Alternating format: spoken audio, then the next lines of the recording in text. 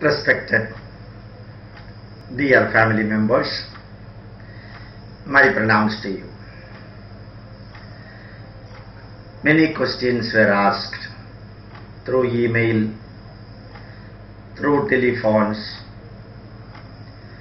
and also directly while we are traveling for delivering lectures about our Puranas. Why there are so many Puranas? Why there are so many stories, that too exaggerated stories in Puranas, and in some cases the same story is different way presented. Stories are presented in different ways. Whether these Puranic stories are histories, should we follow that, or are they reliable?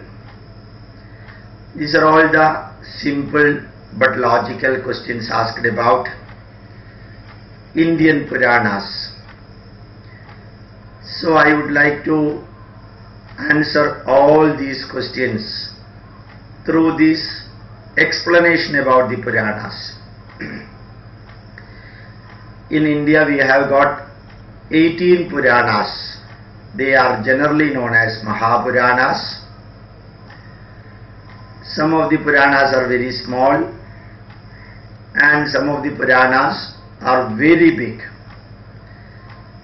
Perhaps the biggest among Indian literature is Skanda Purana, very big. And like 18 Puranas, we have got 18 Upapuranas, which are subsidiaries. They are generally not called as Mahapuranas, they are called as Puranas. While searching for the total Puranas, we could also see some Puranas which do not fall in the Mahapurana or Upapuranas. That means beyond 36 Puranas there are simple and complicated Puranas. Puranas do have some historical aspect. Many of the UGC based history books, University Grand Commission based history books are written based on some aspects taken from our Puranas.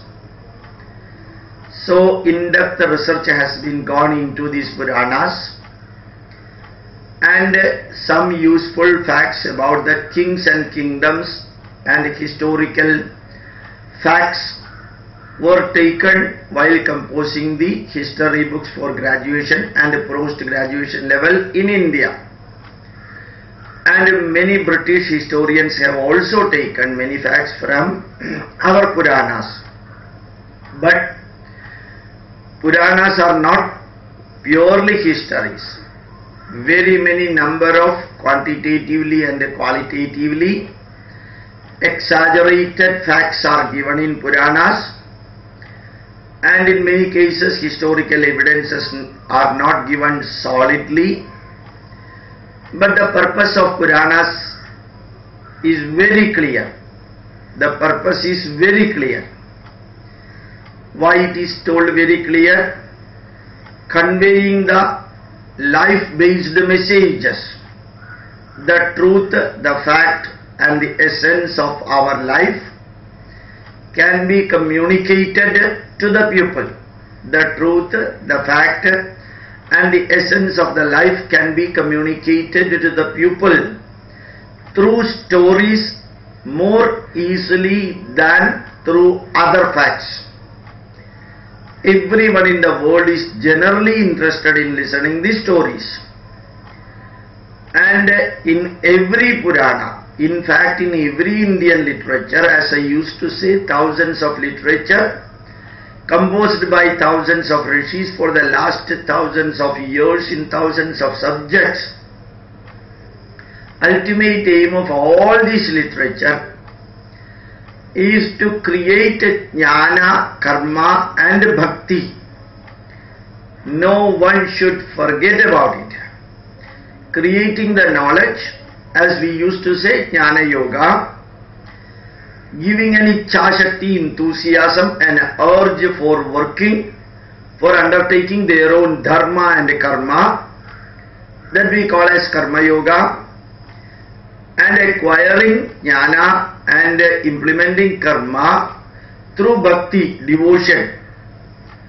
So devotion is the, bhakti is the mental attitude aspect, karma is the physical attitude and aspect, jnana connects the mind and the body, jnana connects the bhakti, jnana connects the action. Action is Karma Yoga. So all these Puranas are written or were written for conveying the truth, fact and essence of the life of the kings, of the rishis, of the common man, of the farmers, of the worker, of the yogis. Variety of people are brought into the Puranas as the Kadapatra, players, story players. Majority of them happen to be the kings. That king, this king, and in many of the names itself, the message is reflected. So whether you are taking the story of Ajamala, or you are taking the story of Prahlada, or you are taking the story of Jadabharata, Mahabali, or Nachiketas, as well as the message conveying to the pupil through these characters, if we could achieve the result, if conveying the message is effectively done, whether Prahlada existed in the world, or Dhruva existed in the world, or the king Ambarisha existed in the world, does not mean anything. And suppose I am quoting many of the quotations of Socrates. For utilizing the quotations, utilizing the stories told by Socrates, utilizing the messages given by Abraham Lincoln, utilizing the messages given by Swami Vivekananda, we need not worry and we need not explain and we need not try to justify whether Socrates lived in this world, or Abraham Lincoln lived in this world, or Swami Vivekananda lived in this world. If they lived in this world, it is very good. If they do not live in this world, that is also okay. Because carrying the message is the most important thing, and the message is still most important thing. Carrying the message is more important, and the message is most important thing. So what we want to convey to the pupil, particularly common people, they may not be in a position to understand in-depth logical, rational and scientific aspect of the messages and experiences and the life truth if given as a raw experiences or raw messages or raw life truth. Instead of that, just like for taking our parota, we mix with different curries, and just like for eating the rice, we take different curries including pickles, sambar, chutney and so on. The rice goes inside with tasty materials. So tasty materials are addendum. May not even have nutritional value, but they may have nutritional value. Like that, conveying the message to the common man can be easily done through Harikatha, through Kada Prasanga, through storytelling, through poems, through explanation of the experiences of animals, or experiences of kings, or experiences of some boys or girls or mothers or fathers or brothers and so on. But the experiences can be given as the raw experience. It can also be given as the story. So our Puranas, when exaggerated storytelling practice is is followed, the most important thing is that one should first of all understand that Puranas are stories. Kadhai maste kadidamahiyasa vidaya lokeshu yashapareyusham vijnana vairagya vivakshaya vibho vacho vibhotirnata paramartyam. This line I used to quote very frequently in my YouTube lectures. Ultimate aim of quoting this line from Mahabhagavata is to inform you that I am not telling you my views, I am not giving you my opinion, but I am giving you the truth, fact and essence of Mahapuranas and Upapuranas. So everyone should never try to justify the Puranic stories as the history, and never try to argue and win. Our ultimate aim is to inform and educate the people. The story of an owl, the story of a crow, the story of a mongoose, the story of a snake, the story of a king, the story of a rabbit, the story of a tortoise, these are all stories where one need not ask whether such a thing happened or not. If at all it is asked, the answer is that such a thing did not happen. But the ultimate aim of bringing all these stories to you is to convey the message in a sumptuous food manner. Ultimate aim is to give you a feast of the truth, fact, essence of life. So stories are stories. The same stories written in different way. Since they are stories, it can be written in any way. Some stories are repeated. Yes, since they are stories, they can be repeated anywhere. Just like X told to Y this story, A told to B this story, same story, and P told to Q the same stories. So the same stories can be repeated anywhere. Just like my parents told me, explained a story to me, I explained the same story in my own way to my kid, and my kids just convey the story in still an exaggerated way or simplified version to the next generation. The stories can convey, can pass from one generation to another generation, in which the environmental conditions and the surroundings also play a simple role. So how my father told me a story may not be exactly the same way I repeat that story to my daughter or my son. But remember that whenever you are listening the stories, Vijnana Vairagya Vivakshaya Vibho, this one should never forget. Vijnana, it is for creating the scientific temper. So storytelling is for creating scientific temper, logical analysis, rational understanding of the life-based messages. So life-based messages are conveyed in such a way that the listener should get the feel that it is worth adopting in my life, it is worth practicing in my life. So a story's purpose will be fulfilled, the purpose of the story will be fulfilled if and only if the listener adopts the good part of the message of the story. If the stories are told and it was heard and the listener did never take anything from that, then the storytelling purpose got just derailed. So Puranas, always remember that 18 Puranas and 18 Upapuranas are listened for Vijnanam, as I told you, scientific temper, Vairagyam. We are living in this world for about 28,000 days. We are living in this world for about 1 billion seconds. Or as generally astrology tells, and factually we observe that one, maximum people live about 85 or 86 years. Rare cases it goes beyond that. So within these 85 years, if we start building bondage with everyone, attachment is very good needed, it is required also. But I am not talking about attachment, I am talking about bondage. Bandha is needed, bandhana is not needed.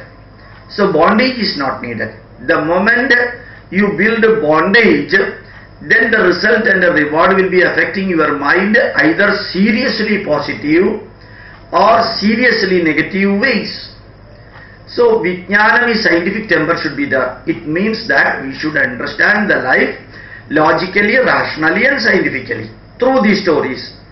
And Vairagyam, nowhere, whether the wife and husband or the parents and the children or the brothers or with your property or with your profession or with your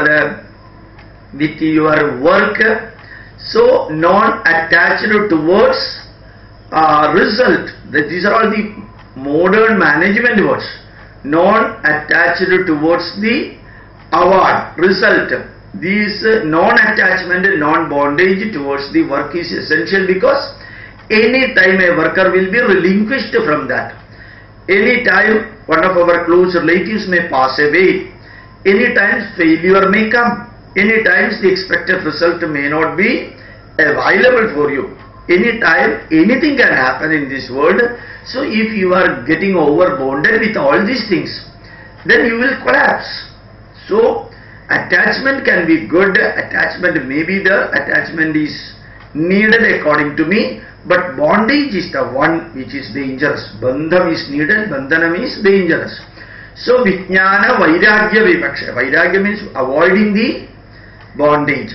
So Puranas always, whatever may be your level of academic qualification or intellectual capacity, or whatever wisdom you possess or whatever experience you possess, always remember that Puranas, Puranamityevana sadhu sarvam najapi kavyam navamityavadyam.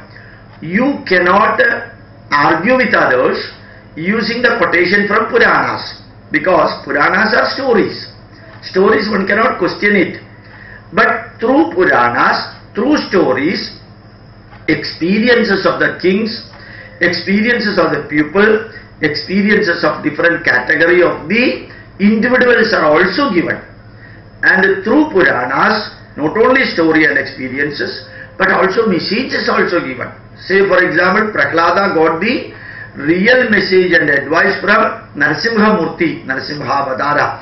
Whether Narasimha Murti existed or Prahlada existed, that question does not come, because these messages are valid for 21st century.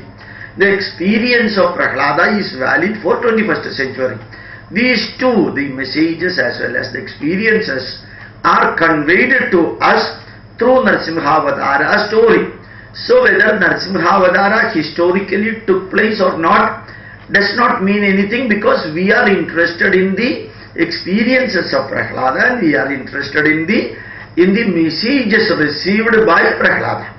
So always remember that if a message is conveyed or experience is conveyed to you directly as the raw message, or the same message is conveyed to you as experience of some people like Albert Einstein, Dr. C.V. Raman, J.C. Bose, or Acharya P.C. Ray, or even experience of Dr. Manmohan Singh, or experience of Sonia Gandhi, or experience of Swami Vivekananda, Shankaracharya. Experience is always experience. Whether it is good or bad, that depends upon the result the individual could acquire from that. But for us, if the result for them it is good, take that good experience. If the result for that individual is bad, that also try to understand that if we are following their pathway, we may also not get the expected result. So always remember that Puranas convey the experiences of people, Puranas convey the messages needed for our life through stories. Those stories are useful for us, just like a capsule in which the medicine is kept. The medicine is the messages for the life. Capsule is the story. Throw the cover of the capsule and the medicine should go into the body so that we will become healthy. So always, everyone, never try to argue what happened for the characters playing in the Purana as explained in the story. our ultimate aim of every story telling is to take the experiences of the pupil, and even from the experience or direct messages, it will be useful for us for making our life useful, for making our life purposeful, for making our life fruitful, and for making our life meaningful. Because within this 86 years of our life, we may not be in a position to experience everything good and bad, and we may not be in a position to take only the good from the past experience. So others' experiences will be very good for us in making our life good. Thank you very much. My pranams to you.